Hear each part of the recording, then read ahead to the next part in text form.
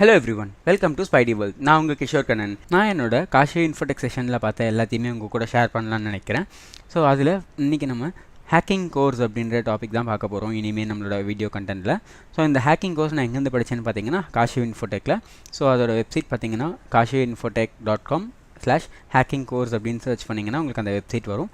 So அதில் உங்களுக்கான hacking course ரிலேட்டடான என்னென்ன டாபிக்ஸ்லாம் நீங்கள் படிக்க போகிறீங்க, ஸோ அதில் என்னென்ன ஹைலைட்ஸ் இருக்குது, நீங்கள் எதெல்லாம் இதில் வந்து கற்றுக்கலாம், ஸோ எதில் எல்லாத்தையும் டாப் மோஸ்ட்டாக நீங்கள் வந்து ஒர்க் அவுட் பண்ணி பார்க்க முடியும், ஸோ எந்தெந்த வெப்சைட்ஸில் எந்தெந்த கம்பெனிஸ்லாம் எத்திக்கல் ஹேக்கிங் யூஸ் பண்ணுறாங்க, நீங்கள் என்னென்ன ட்ரைனிங்கில் கற்றுக்க போகிறீங்க, எப்படியெல்லாம் உங்களோட ப்ரொஃபைலை பில்ட் பண்ண போகிறீங்க, ஸோ எல்லாத்தோட டீட்டெயில்ஸும் இந்த வெப்சைட்டில் உங்களுக்கு அவைலபிளாக இருக்கும்.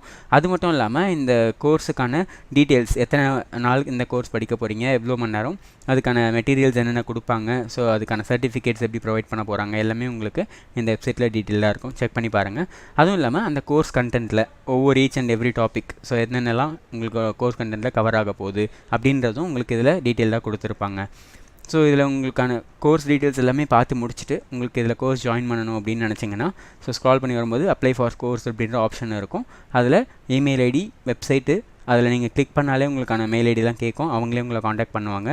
அதுவும் இல்லாமல் மெயில் ஐடியில் நீங்கள் மெயில் பண்ணீங்க உங்களோட ரெக்வெஸ்ட் அப்படின்னா அதுக்கு அவங்க பார்த்துட்டு ரெஸ்பான்ஸும் பண்ணுவாங்க. நானும் இப்படி தான் ஜாயின் பண்ணியிருந்தேன். ஸோ இப்போது நான் என்னோட கோர்ஸ் கண்டென்ட்டில் படித்தது ஒவ்வொன்றா பார்க்கலாம். நாசாவில் 1999 நடந்த பெரிய செக்யூரிட்டி ப்ரீச்சை பற்றி தான் பார்க்க போகிறோம். ஸோ இந்த செக்யூரிட்டி ப்ரீச் யார் பண்ணாங்க அப்படின்னு பார்த்தீங்கன்னா ஒரு 15 வயசு பையன், அவங்களோட பேர் வந்து ஜொனாதன் ஜேம்ஸ் அப்படின்னு சொல்கிறாங்க. ஸோ இந்த ஜொனாதன் ஜேம்ஸ் வந்து அவங்கள ஆன்லைனில் எப்படி எக்ஸ்போஸ் பண்ணியிருக்காங்கன்னா காம்ரேட் அப்படின்னு சொல்லி கூப்பிட்டுருக்காங்க. ஸோ இந்த காம்ரேட் அப்படின்னு அழைக்கப்படுறவங்க என்ன பண்ணியிருக்காங்க, நாசாவோட கம்ப்யூட்டர் சிஸ்டமில் ஏதோ ஒரு வல்னரபிலிட்டியை கண்டுபிடிச்சி அதுக்கு ஒரு பேக்டோரை இன்ஸ்டால் பண்ணி அவங்களோட கேட் கிட்ட, ஸோ அதிலிருந்து நிறைய தௌசண்ட்ஸ் ஆஃப் இமெயில்ஸை அவங்களோட அஃபிஷியல்ஸ் பேசிக்கக்கூடிய இமெயில்ஸை ஆக்சஸ் பண்ணுறதா இருக்கட்டும். அதுவும் இல்லாமல் இங்கே இன்டர்நேஷ்னல் ஸ்பேஸ் ஸ்டேஷன் என்விரான்மெண்ட்டை கண்ட்ரோல் பண்ண ஒரு மொத்த சாஃப்ட்வேரையுமே இவர் திருடிட்டாரு அப்படின்றதும் இவங்க அஃபிஷியலாக அனௌன்ஸ் பண்ணாங்க. ஸோ இதுதான் இருக்கிறதுலையே ஒரு மிகப்பெரிய செக்யூரிட்டி பிரீச் நடந்தது, அதுவுமே ஒரு கவர்மெண்ட் ஆர்கனைசேஷனுக்கு. ஸோ அதுவும் இல்லாமல் இந்த நாசாஸில் அவங்க யூஸ் பண்ண கம்ப்யூட்டர் சிஸ்டமோட சாஃப்ட்வேர்ஸ் எல்லாமே ரொம்ப ஹை செக்யூரிட்டி மெயின்டைன் பண்ண சாஃப்ட்வேர்ஸ் அப்படின்னு சொல்கிறாங்க. பட் அதில் ஒரு செக்யூரிட்டி பிரீச் அவங்க பண்ணியிருக்கிறது அப்படின்றது ஒரு பெரிய விஷயம்தான். ஆனால் இந்த செக்யூரிட்டி பிரீச்சை அவங்க கண்டுபிடிச்சி அதை சால்வ் பண்ணுறதுக்கு அவங்களுக்கு கிட்டத்தட்ட $40,000 செலவாயிருக்கு அப்படிங்கிறத அவங்க சொல்லியிருக்காங்க அந்த இன்வெஸ்டிகேஷனுக்கு மட்டும்.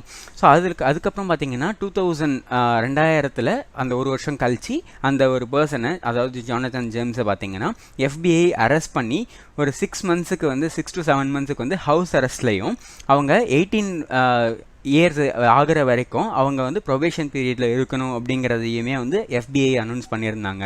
ஸோ இந்த நாசாவோட அட்டாக் வந்து உலகத்திலேயே ரொம்ப பெரிய அட்டாக்காக, அதுவும் இருக்கிறதுலேயே சின்ன பையன் கவர்மெண்ட் ஆர்கனைசேஷனை அட்டாக் பண்ண ஃபர்ஸ்ட் அட்டாக்காகவும் இந்த அட்டாக்கை வந்து எல்லாருமே பார்த்தாங்க.